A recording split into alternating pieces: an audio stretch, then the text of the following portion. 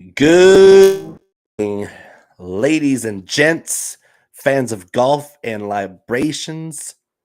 We are live on the 19th hole, part of IBT Media, In Between Media. I am Bo McBrayer. We are going to hit the Scottish Open, and we got some drinks left over in the cooler from the 4th of July weekend. Let's kick it.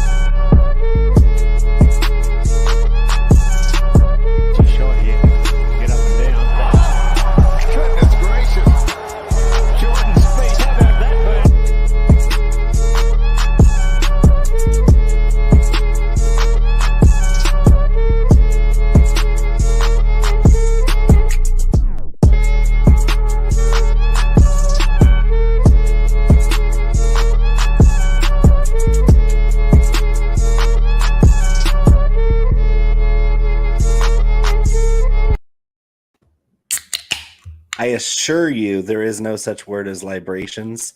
Apparently, I was thinking of the quiet libations that you would have in the library because I said libations for some reason. But yes, this is the 19th hole live. We are In Between Media's crown jewel of golf and drinking entertainment. Of course, I am joined by, as always, by Conor Coughlin at Cough DFS.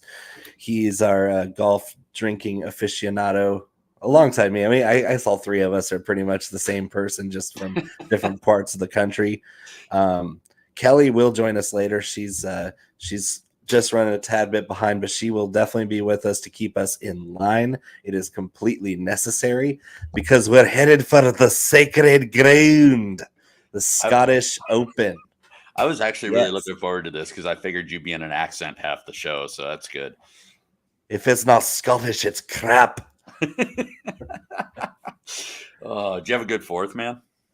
I did.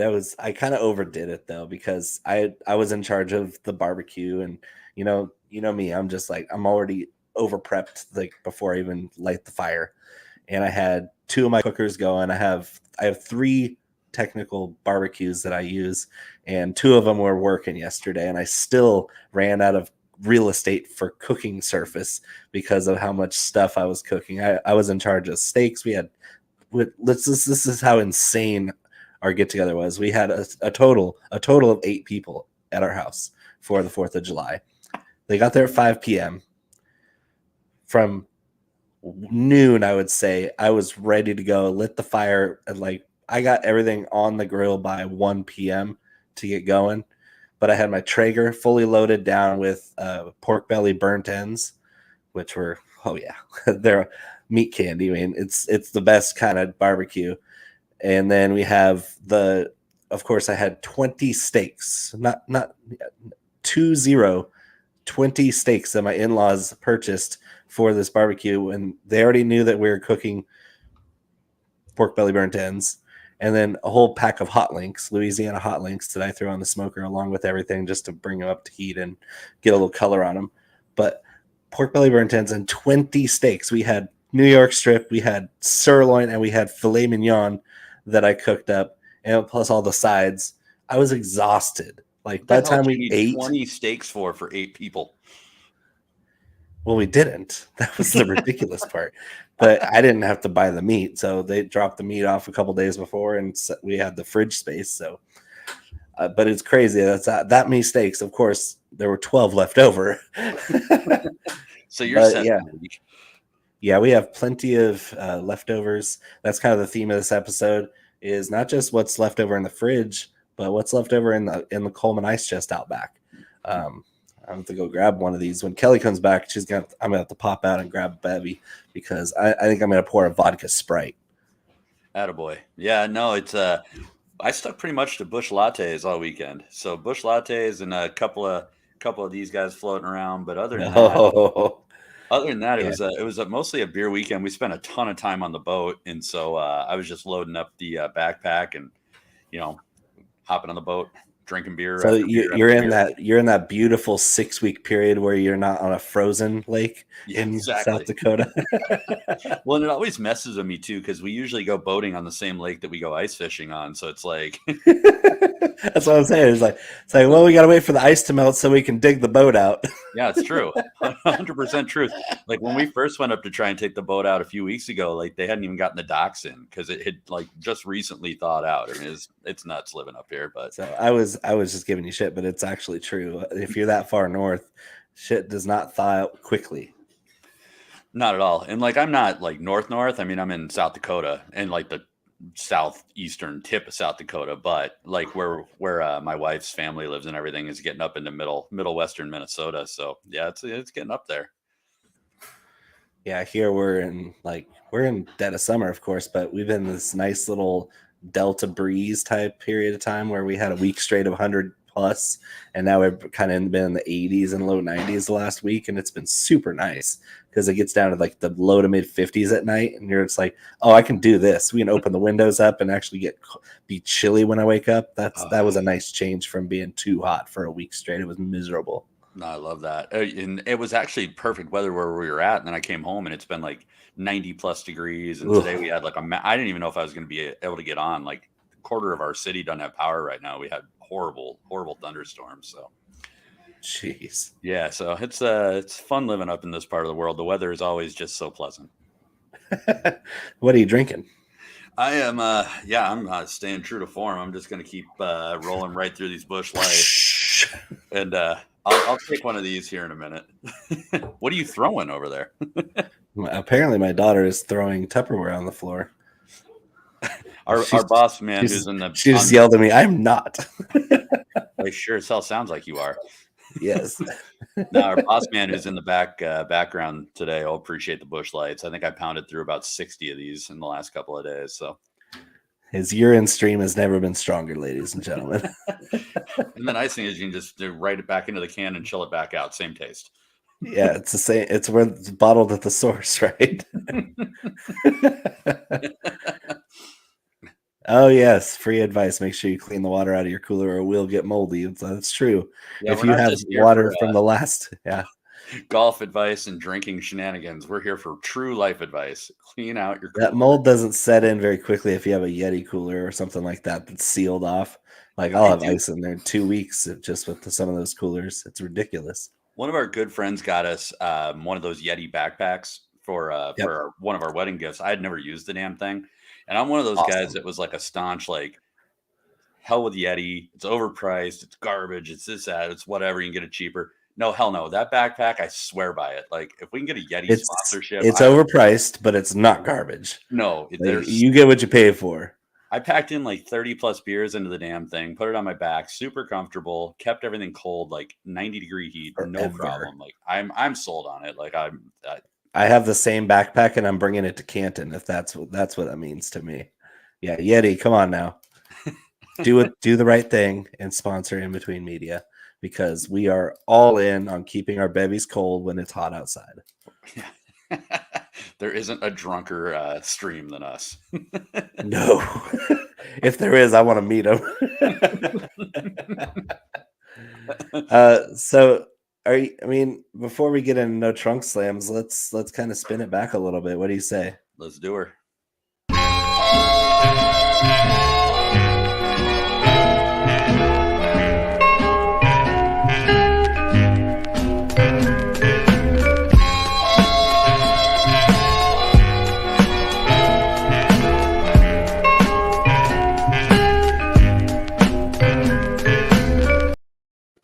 So this is Spin It Back, not officially sponsored by Yeti, but it could be one day. Spin It Back, Busch Light / Yeti. But whoever has the highest bid, I'm sure, will take the Spin It Back segment. Which equates to free product. This is where we boast unmercifully about how great we were last week, which is no exaggeration, because after how bad we were 2 weeks ago, we were spectacular last week. if you followed our advice last week, you were winning and winning well. You were cashing in. Even I won a tournament last week, and that's pretty rare for me. Yeah, and I bounced back nice over the weekend with Showdown too. Like I tried to get too cute before lineup lock on Thursday morning and made some dumb moves playing Taylor Pendrith. Thought I was being real clever. He withdrew before he teed, so that was helpful to my weekend long ones. But I bounced back over the weekend. I sent you guys some screenshots. I made plenty of money back, and yeah, stuck to the advice. But to Bo's point, like, yeah, if you watched this last week, like our collective player pool was absolute fire. Like everybody played well. Yep. I had the whole top 10 in that tournament in my player pool. So with enough lineups built, your chances of cashing at the top of the board were very high. And that's really what we're looking for in DFS. You're looking to not just have the best players, but to have them in the right combination. That's really the trick, is just getting everything in to where you have enough exposure to the player pool that you're not just over invested in some guys. Like last week, we told you to invest sparingly on the 4 or 5 guys over 10K.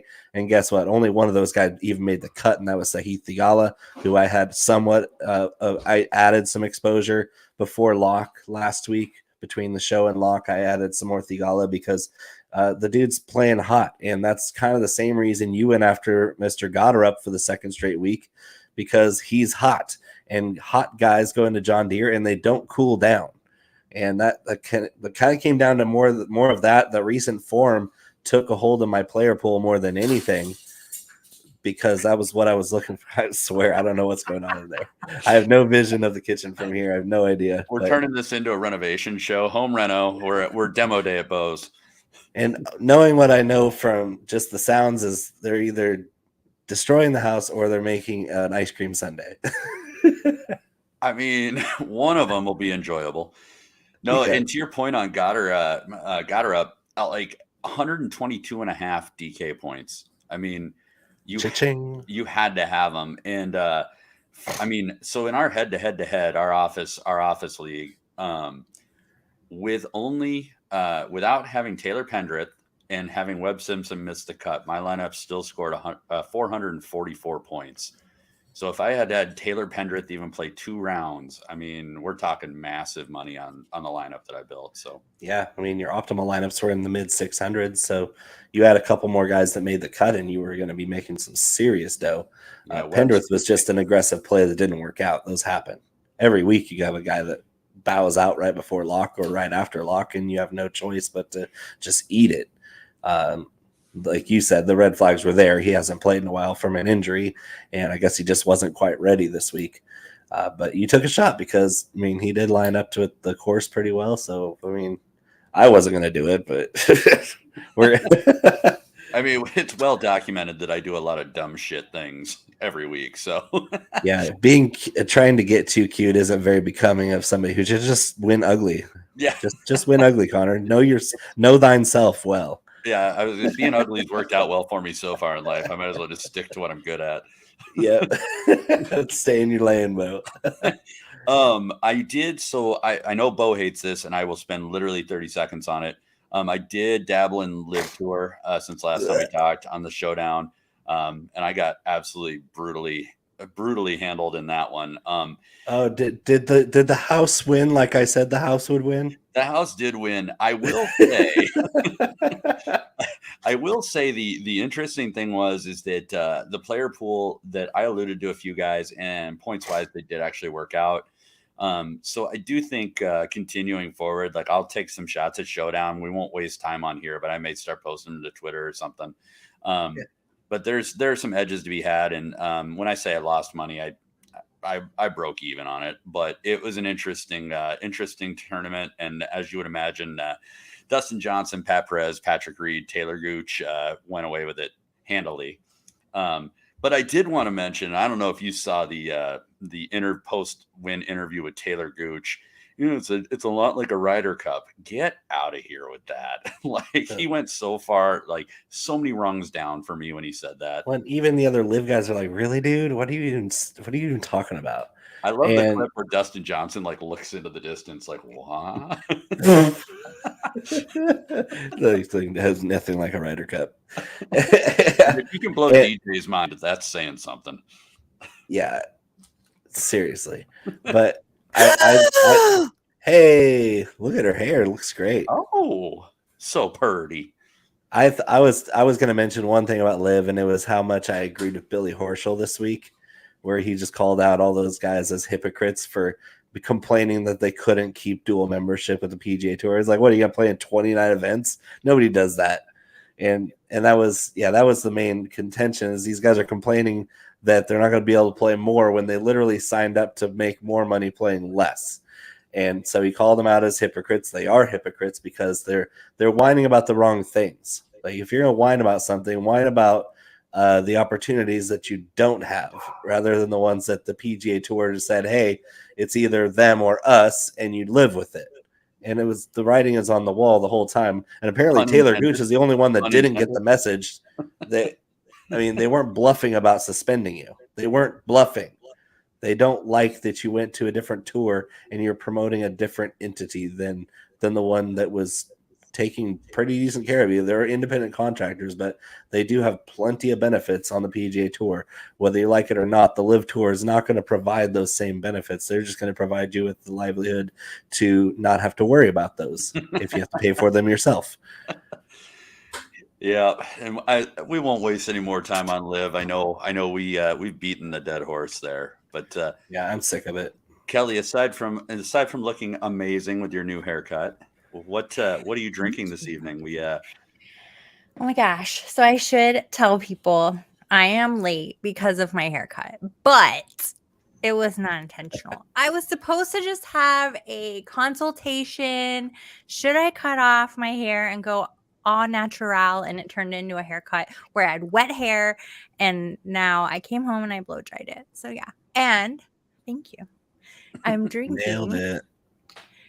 Topo Chico ranch water, hard seltzer, spiked sparkling, exotic pineapple, naturally flavored with other natural flavors. How delightfully busy.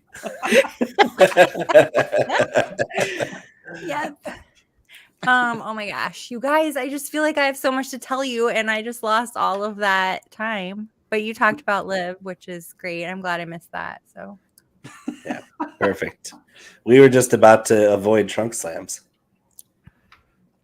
Oh yeah, that was also very wild week. Kelly's streak's over. I won. Yeah, Kelly, her three-peat is going to stay a three-peat. And I've started a new winning streak on the four-way we let Seth into for less money. So I do have some bankroll I don't have to deposit this week, thanks to my exploits at the John Deere Classic. So I'm not a loser anymore. I'm proud of you for that. I had to get off the money on esports this week, so I'm doing well. I'm just sad that I missed putting Bez in that particular lineup. I just thought everybody was going to do it, so I didn't do it. Zig when we zag, but that was a bad move. I would have won had I done that. Bez helped me out quite a bit this week. The Bez. I'll tweet out our link while I'm sitting here and catch the last 40 minutes of the show. Yeah, I think the important part. I know for sure I have one friend watching. You have a friend? Dude, I got a handful of them, and most of them can't stand me. Just ask them. At least they're watching. They might be watching for me, but or they were friends. Hard to say. Yeah. I don't get the little viewer count down on my dashboard here, so yeah, I don't pay attention to it anyway. Are we ready to talk about the Scottish Open? Why not? Let's do her. You want to hit the no trunk slams? No trunk slams. No drop. The club as well. This would be a wrestling slam.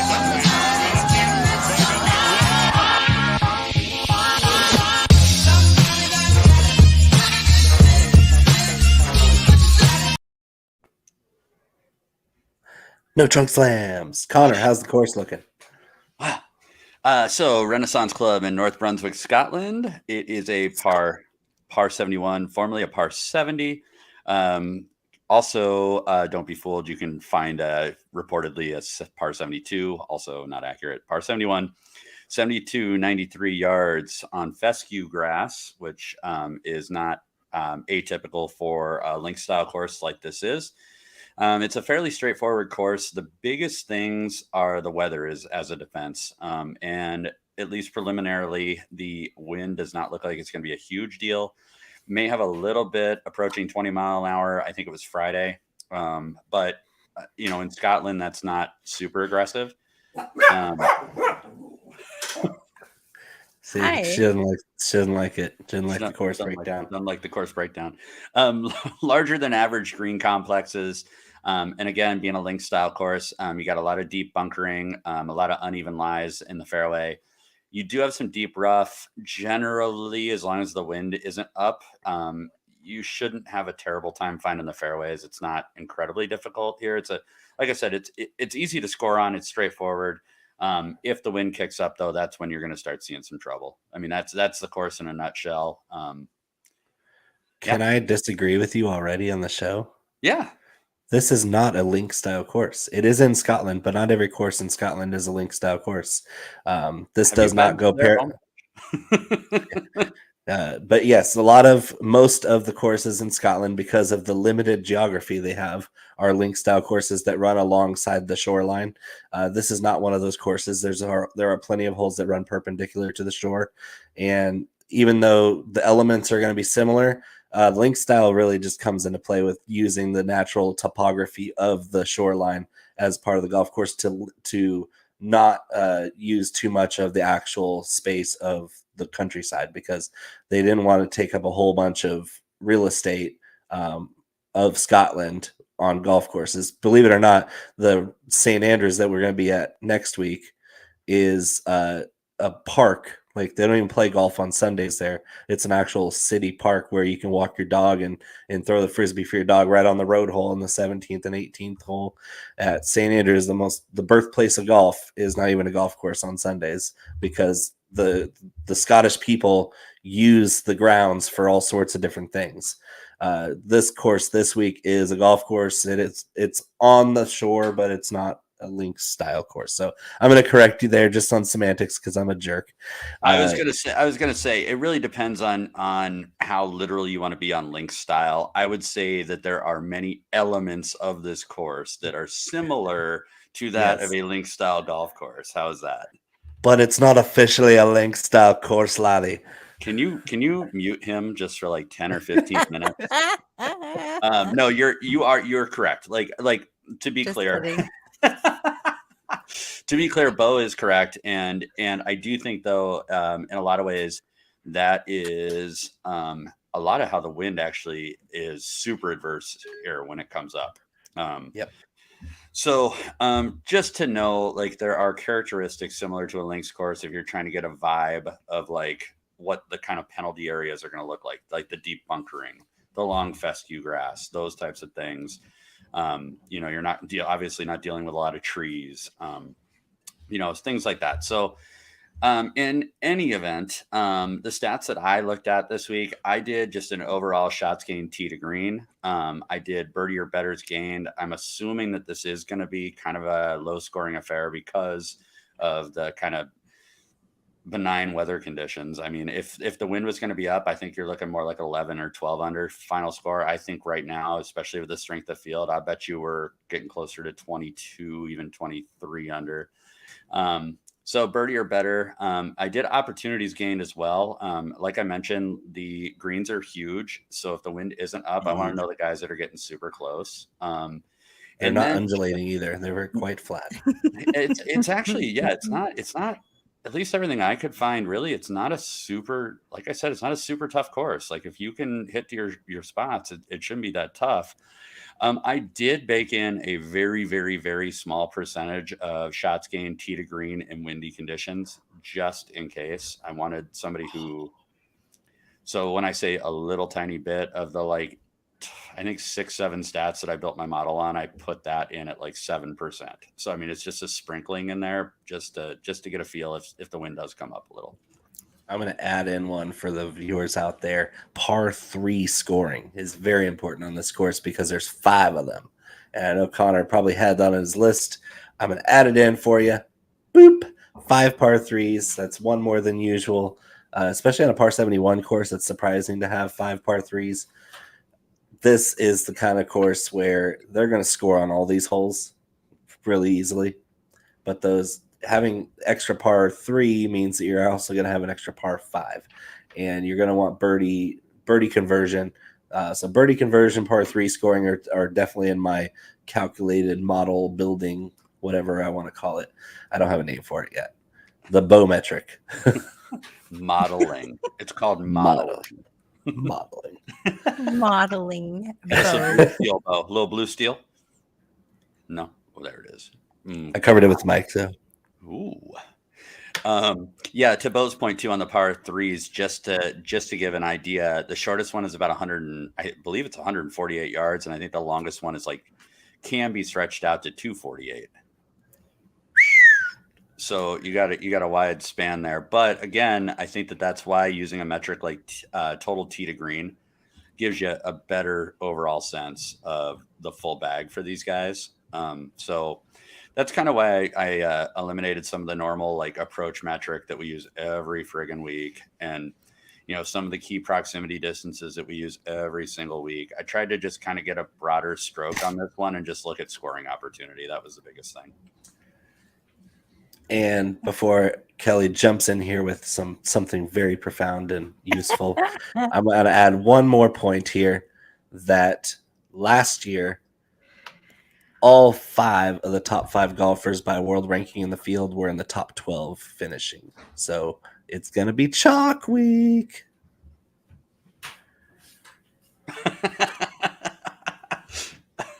Can we ban him for life for that one? I got my live tour invitation in the mailbox, so I'll just head out. Yes, I did. It's Take it away, Kelly. Yeah, what you got? Hair. I got a question about my haircut. Yeah, you look great. Thanks. Late to the party. I had to fill them in. Okay. Okay. Honestly, I keep getting a phone call in the middle. Your dog calling you. How dare you mute me in the middle of the show? Yeah, why'd I mute you? I'm the one that's getting phone calls in the middle of the show.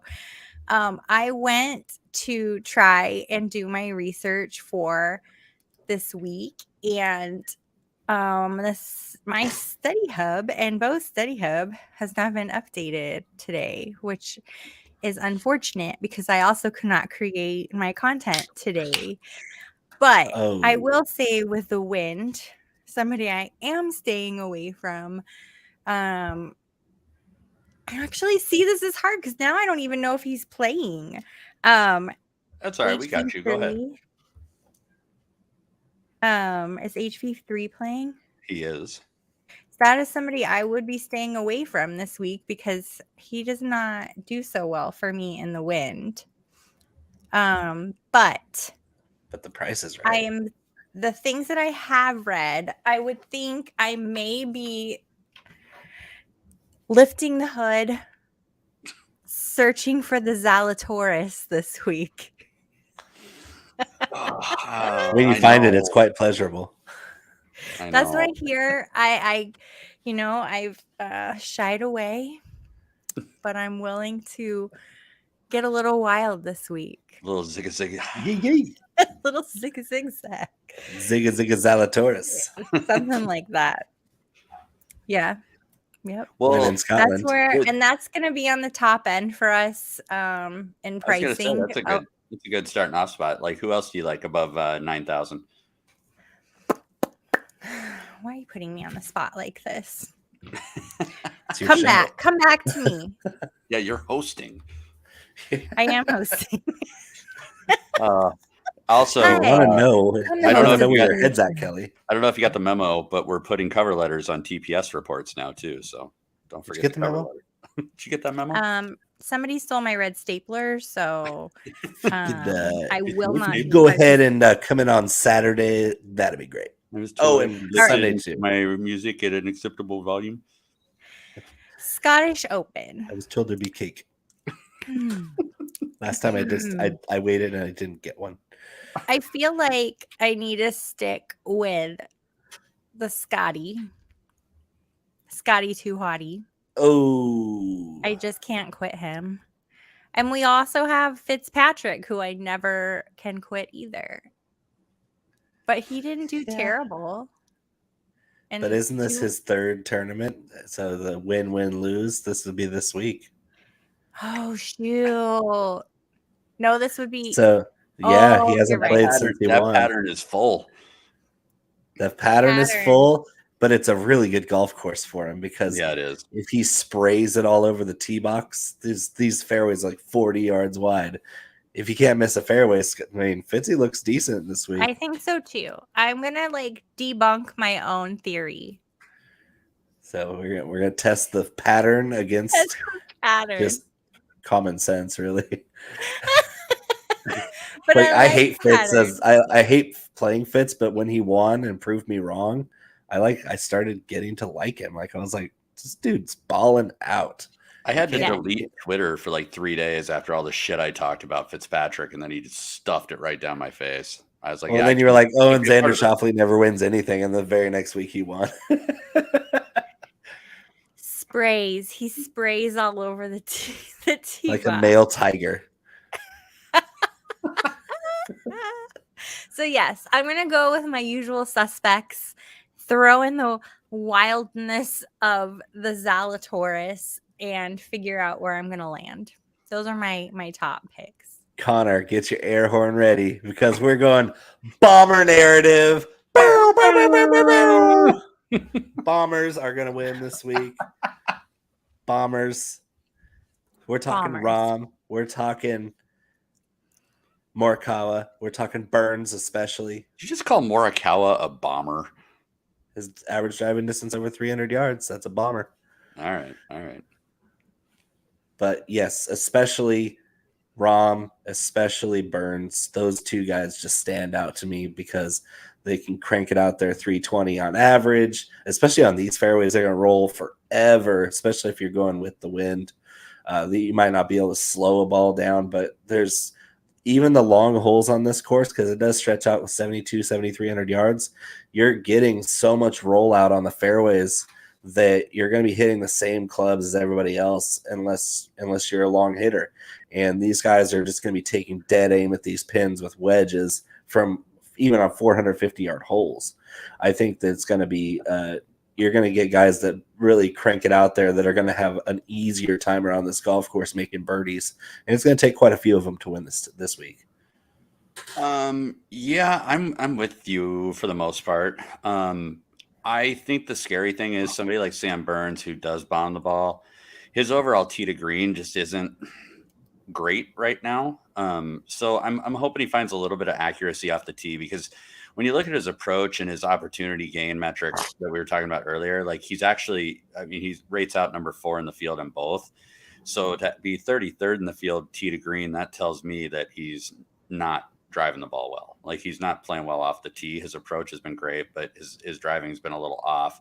And also the other thing I'm a little bit worried about with Burns, these are pretty easy greens, but his putting last time out awful, terrifying. He couldn't make anything. No. And so Burns is on my short list. I don't know if he's going to make my final cut. He probably will. I'm with you on Rahm. And then I was actually really surprised. Colin Morikawa somehow, the way I weighted this modeling, rated out number 1. So I will trust. You know why? He's a really good ball striker, and if you're on tee to green heavy, he's always going to pop up. Yeah, the problem with him though is he actually is exponentially worse in any kind of wind. I ran it with calm wind, I ran it with moderate wind, and I ran it with heavy wind, and he just gets worse each step. These left to right players, he's a left to right player. The ball flight's a little higher and it's a little less controllable. That's why when I grew up, we always played in wind, and we were hitting the ball right to left, or for me, left to right, because I'm a left-handed player. But it's a lower ball flight. You can control it under the wind a lot easier than if you're a fade player. Yeah, and Morikawa was a straight up fade player, and can't turn it over, can't keep the ball under the wind, can't control spin on wedge plays into the wind. That's the really hard part. Is you have to stick these balls close to the hole if you want to score in the wind. And if you can't knock down a wedge, you are toast. I agree with you. I will say my top two plays above 9K though. I am Hideki Matsuyama. I'm going to play. I like where he's setting up. I like all the stats. He actually gets better in wind if there is any. And quite frankly, he's just been playing really well. He rates out number 4 in my model. Like, he looks good. But my number one play this week in above 9K is I'm going back to Justin Thomas, who I've been on pretty frequently. And boring. Yeah, it is. But at 10-6, I like his win equity versus everybody else above 9K. Really, I mean, you can't tell me that Justin Thomas has any less of a chance of winning over any of the other guys over 9K. I mean, and that's a really good price for him. And he's a guy that actually plays even better in wind. So if there is any kind of wind, especially on that Thursday, Friday where we're trying to make the cut, I really like Justin Thomas. Oh, and he also happens to average 95 DraftKings points every week. Yeah, that doesn't hurt. That's pretty good. That means that, I mean, his 10 top 10s this season, that's the best on tour. The highest average per week on DraftKings. So yeah, you playing Justin Thomas a lot this year has been pretty profitable because he's pretty good, except for, what was it, the Heritage he sucked at? It's like, the Charles Schwab. Sure. Yeah, the Charles Schwab. He missed the cut at the Schwab. Every other tournament this year, he has been no worse than 37th, which was at the U.S. Open, and a couple other 30-place finishes. But all these other finishes are top 10 or wins or top 5s. He's so consistent at the top of the leaderboard. Yeah, I mean, there's no safer bet, I don't think, in this field. No, and I can throw it out here now too, so you guys have plenty of time to think about it. Since I won last week, he'll be my captain this week. So I'm very. Oh, is he gonna be your captain this week? Yeah, no, I think he's gonna win this tournament. Like Yeah, I could definitely see it. You want to get down sub 9? Yeah, this is my favorite group. All right, so 8K and above. You want to kick her off, Kelly? I just want to know who's going to be Bo's captain this week. Oh, you're gonna jump right in there. I'll let you have Scotty, and I'll take Rom. Well, I don't know if I want to take Scotty. I think I might take the Zalatoris this week. Ooh. Have at it. I'm taking Make Rom. it a little spicy. Ooh, that's spicy. Oh, so Last time you talked yourself out of a spicy pick, it was Fitz, and he won. And he won. That's right. So I'm going to go with the Zalatoris as my spicy pick this week. So we are now in Midtown, right? Midtown. Yes. All right. Let's see. I think this week I feel so blind right now. I feel like it would be a great time to go with Fleetwood. Ooh, I like We're in Europe. Let's pick a European. Well, half this field is European, Kelly. Well, I am looking right now at the 8s, and I really like Fleetwood. I would like to pick Fleetwood a lot of times, but I just feel like he's so volatile. But when you watch him play in Europe, he feels, for the lack of a better word, more at home. And he's a great golfer. So I feel like this is the perfect opportunity to put Fleetwood in my lineup and feel really good about it. The other player that I just feel has been kind of just on the verge of glory is Corey Connors. He's kind of just been floating around, but I know you guys don't like Corey Connors anyway. Gross. But yeah, I'm definitely liking Fleetwood a lot. Too bad And Daniel Berger's out. That would have been another good one, I think. that would have been another puke auto elimination for me. I'd have been in on Berger. I'm 100% with you, Gross. Kelly. Like, I like Fleetwood. I especially like Fleetwood overseas. I like what Fleetwood was trending at over the last like 6 weeks. Like, Yeah. everything about this to me says Fleetwood. And if we do get any kind of win again for the qualifying rounds, like Fleetwood He's is a right better to in the left win. player. Those Like- right to left players, and I'm telling you, if you grow up in the game of golf in a windy region like England, of course, Sioux like Falls, you South grow, Dakota. you grow up in a windy region, and you're gonna learn to flight the ball down. That's just the way it is. And so, yeah, Fleetwood narrative is very strong. I'll give you. I know exactly who Connor is he's gonna bring up two names in this range. I'm gonna let him have both of those. But Victor Hovland, for me, as a ball striker, as a bomber, as a guy who can make putts, he just can't chip to save his life. You don't really need to chip on this course. These greens are humongous. He's a really good lag putter. He's a really good clutch putter, and there's not a better ball striker in this field. I mean, there's equal ball strikers in this field, but Hovland is just an absolute animal with a driver and an iron in his hand.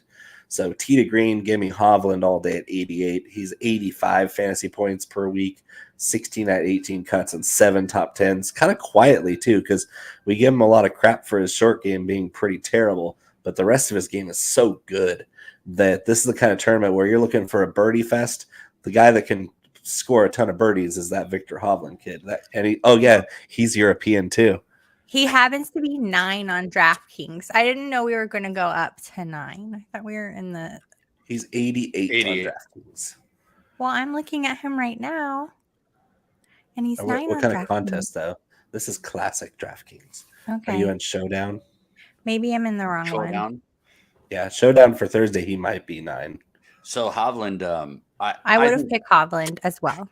I love Hovland. Yeah, he's in the mix too. And I'll just tell you, like, most of my lineups are starting 9 or below. I love a lot of people in this 8K range. I know. Here, you have the floor. Hovland. So Hovland is number 5 in my modeling. He is somebody I love. He was somebody I was going to bring up.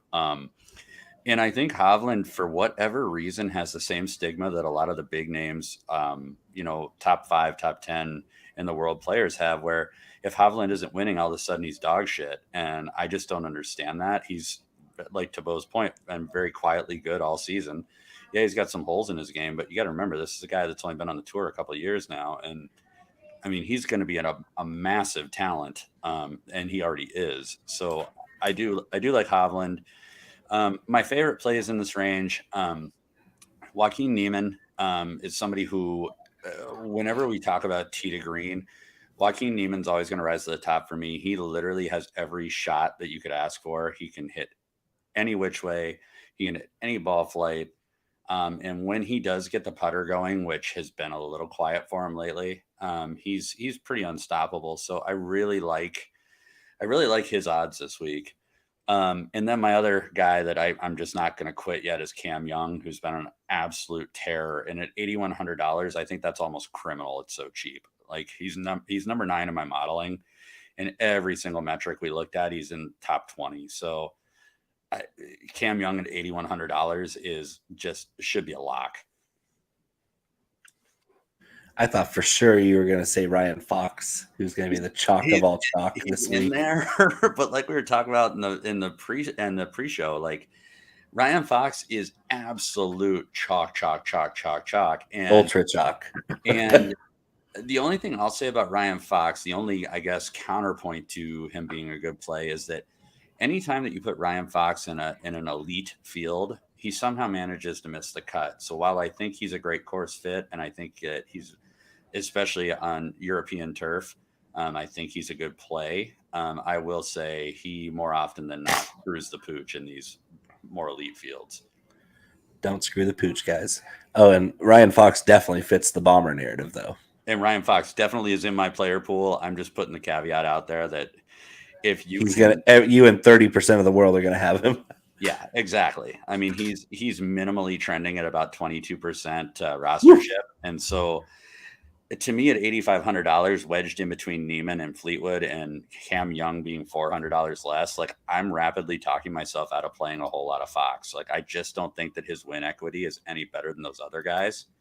And I don't want to eat 20 to 30% chalk. Like that's crazy on Ryan Fox. That is outstanding. Just great analysis. Well, Thank as we Thanks, were man. sitting here, the Team Riser Fall Study Hub was updated. Woo! So I don't I feel talk like a it out, lot, everybody. Kelly. You got to like interject and tell me to shut up. That's So Connor. Kelly, should they use the promo code BO to sign up for Team Rise or Fall? They can use promo code BO, or they could use promo code KIP and get $10 off their first month. Woo! So yes, I feel very not blind right now. And I almost said Max Homa when we were talking, but I was so afraid to say Max Homa. But now I can confidently say that I feel fine about picking Max Homa now that I have some numbers in front of my face. Friend of the show. Friend of the show. Friend not of the enemy show, of the Max show. Homa. Not enemy of the show. Friend of the show we'd like to be on the show, Max Homa, going for 8,000 even on DraftKings and a cool Nice. 10K on FanDuel. Ooh, Oddly enough. a good price. So what I would like to say is you were right. Victor Hovland is 8-8. Of course, I already knew that. I'm looking right at it. I know, but I opened my app again to Classic Thursday and it says 9. Okay. Anyway. I don't know what to say right now. Max Homa. So Max Homa, I always like to sprinkle in some Max Homa. I think Homa is. It's hard to say he's underrated, but he's underappreciated. But he is. I think he's underrated too. He's a really good golfer. The only thing that like kind of stuck out to me about Max Homa, and the only reason he didn't make my 31-man player pool is I don't like his opportunities game metric in a birdie fest. Like he's hitting greens in regulation, but his proximity is such that he's averaging 2+ strokes on the putting green per hole, and that's great if I make the cut. But like, I don't know that he's got the firepower to keep up with 21, 22 under, which is where I think it's going to end up. So I pivoted off of him to Cam Young, who's $100 more. And there's a guy right below him that I really like too, that we'll get into in the next part. But it pains me to say it, Kelly, because I love Max Homa, but I think I might be out. The only thing I'm seeing that would sway me to Cam Young over Max Homa is scrambling right now. Cam Young's way better at scrambling, and also about 13 yards longer off the tee. Cam Young is also, which isn't a huge deal, but Cam Young also is number 9 on the field for birdie or better, right? Max Homa's 34th. So okay, that makes a big difference. That's not something in front of my face right this second, but no, I know, and that's why I'm chiming in with you. Like I really like Max Homa 90% of the time. I like Max Homa more in that like 12 to 17 under like final score, like where like he can take his pars and then he can score when he can. When it's like you got to go wall to wall, like making the birdies every time you got a chance. Yeah. Like I don't know that that's Max Homa. Well, if anybody wants to make a top 10 bet right now, he's looking great, even among people we've already named. Max Homa making the top 10 at probability of 17% versus Fleetwood 15.5, Cam Young 14, Hatton 15.9. So Corey Connors 13%. So even among people, Victor Hovland 16.5%. So even among people we've named, if you want to make a top 10 bet, Hovland would probably or Homa would be a great bet for you to make if you want to put some extra player props down. Throw that in there. A little bonus action. Woo! Bonus. Spicy. Little spicy bonus. Now, so Harold Varner, I'm looking at his stats. He is listed as a value this week, but he is not impressing me in any sort of way with his finish probabilities, as those will come up in the model that we have. And I know because he plays terribly in the wind. I don't like watching him in the wind, but he is a decent value. He does have strokes gained this week, but there are better players in the same price range ish as Harold Varner. Surprisingly, like Gary Woodland looks better than Harold Varner to me when we're just looking at data, which if you watch the show at all, you know that I love me some data. So when we're looking at the sevens, I would choose Gary Woodland over Harold Varner this week. And then some other really great values. Let me just make sure I'm not talking out of my booty before I say this name. We could talk about Aaron Rye as a possibility in this price range. 7-4 on DraftKings, 9-4 on FanDuel. He is a decent value. And we're looking at, if we were to look at Luke List this week, the only thing is with Luke List is he hasn't made so many cuts, and that's really kind of scary. However, his strokes gained are looking really good. His putting is looking really bad. So when we start getting into sevens, there's not a whole lot that I love here. That's kind of worrisome. So let me hear from you guys. So sevens. I've got a couple of Euro guys that I like in there. Yep. Bobby Mack. Give me Bobby Mack. The big ones though, the couple that I wanted to point out that God, it pains me to even call them out, but Keegan Bradley, Justin Rose at the top of the sevens have both been playing really well. Keegan Bradley especially, who is, God, he's painful to watch play golf, but he's on some kind of a heater. 7,900 for both of those guys.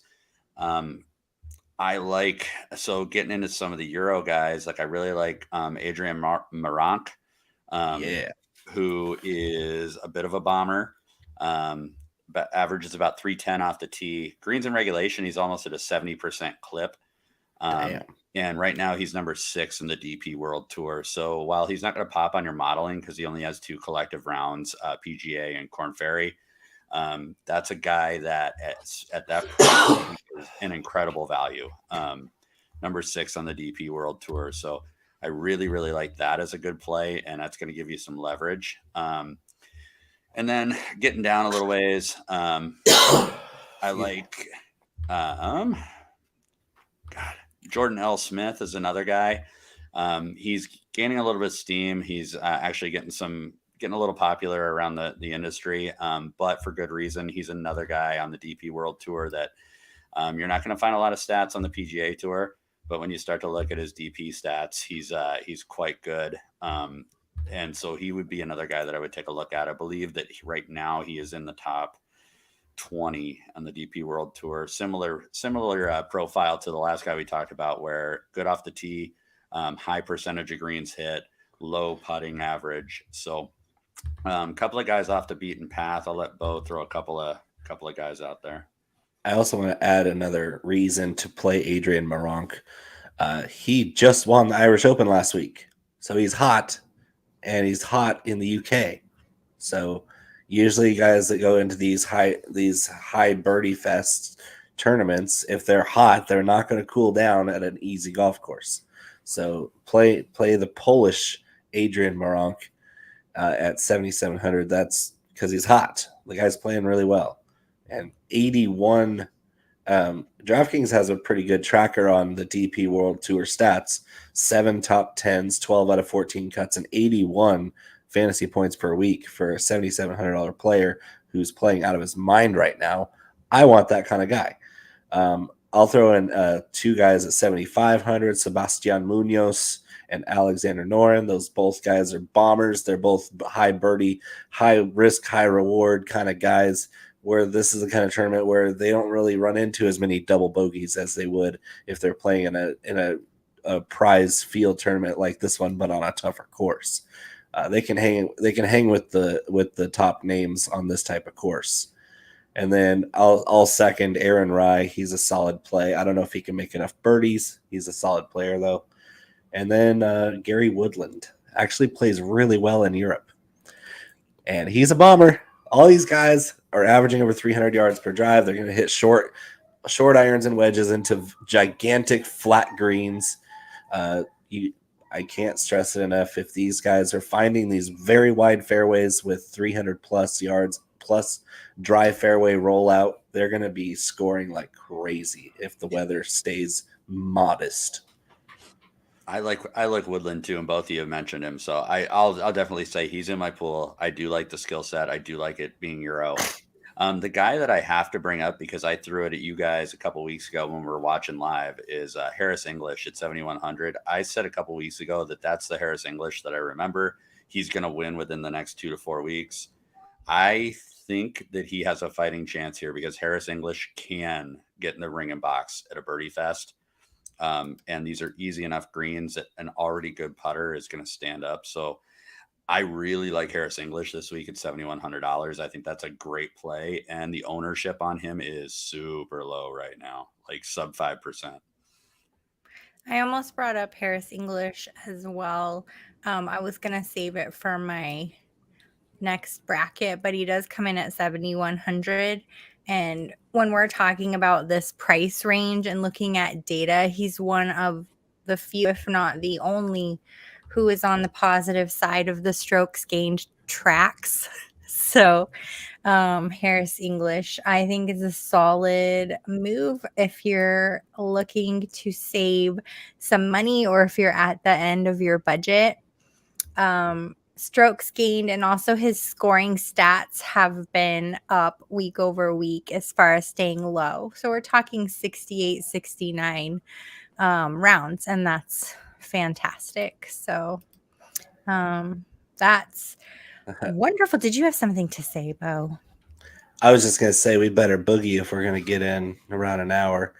So that's right. We have another show after us. Yeah, let's toss it around the horn with some value plays and pick our wild cards since we already picked captain. So that we got that out of the way already.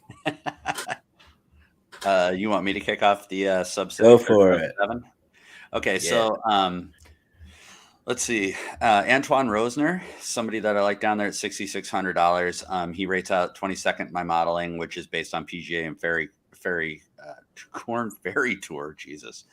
But in any event, he obviously is a Euro guy. And to have these kind of chops with the PGA stats, I really like him at 6,600. Arnas at 6,700. This is a guy. What'd you call him? Arnaus. Adri Arnaus. Anus. Yeah. He's from Spain, so it's Arnaus. So anyways, this is a guy that is absolutely tearing it up on the DP World Tour. You're not going to see a lot of him in the U.S., and what you do see of him isn't great, but I love him over there, and it's 6,700. I think that's a smoking deal. And then my real long shot of the week is Ricky Fowler, and I just oh, come on. No, hear me out. I ran some numbers on him, and he has been trending in the right direction. And he is somebody that I think at $6,900 does have a fighting chance of getting through and outscoring his place. I think he can score more points than his place will be. So this is like your Charlie Hoffman call last week. No, it's not. This one's actually fairly a real legitimate. one, actually. I'll agree with you on Arnaus. I'll throw out my guy from Paraguay, Fabricio Zanotti, that he got 4th at the Irish Open last week. He's been tearing it up on the world tour. He's only 6,800. I'll be playing a lot of Fabricio. All right, I'm gonna go with, for funsies, let's give it up for Patrick Harrington. Oh, Patty. He's gonna go out there You and can't do help but some love good. the guy. Patrick Harrington and shoot. I'm just Shoot. gonna throw some darts Shoot. right now, and put somebody who I've never even heard of before because of data. Because data. Let's go with Thomas Detry. He's actually won. He's actually won at this course before, or lost in a playoff. I can't remember. But Because data. Because data. Because data. Yes. he's actually a good player. I like him. Last year he came in second, 30th, and 43rd. So made the cut all 3 times. So we're gonna go with Thomas Detry and Patrick Harrington for nostalgia's sake in Europe. Data. I'll say my parting words on this tournament. I know it's sexy at the top. I know, like, as you're looking above 9K, like, a lot of really cool names that you want to click. If you start sub 9, you can build some seriously stacked lineups. So don't be afraid to leave money on the table this week. Don't be afraid to take some shots, especially on some of the Euro guys that we threw out there, because these are like real people. These aren't like creative players on an EA sports game. Like they're real players, and they're all professional golfers. Yeah. So yeah, don't feel like you got to click somebody in the 10K range just because, like, a lot of name value up there for sure, but I think you can go all the way down to about 8,500, and most of those guys can win this tournament. Yep, I completely agree. All Wrap it up, Kelly. Well, you guys will follow us on Twitter and see who we end up picking. I'm sure we'll all be tweeting it out, and catch us next Tuesday where we see who won. If you like NASCAR, pop on over and check out the back road. Yes. It's already going. Stick around the channel for some NASCAR. See you next week. Bye.